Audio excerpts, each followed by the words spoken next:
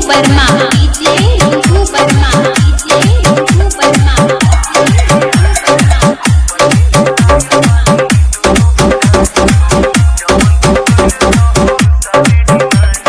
पुष्पा नाम सुनकर फ्लावर समझाए क्या?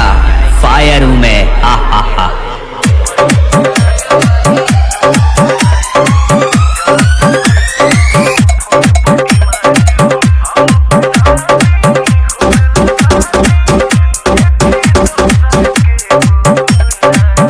Testing.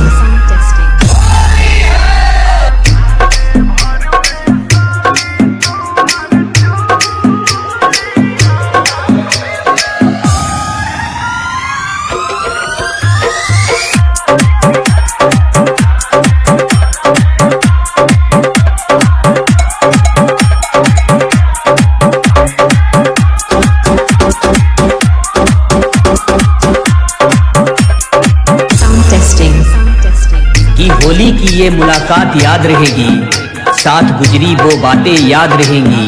आएंगे होली में रंग लगाने तुझे मेरी जान, बस ये बात तुम भी क्या याद करोगे। Happy Holi. DJ Rinku Verma, DJ Rinku Verma.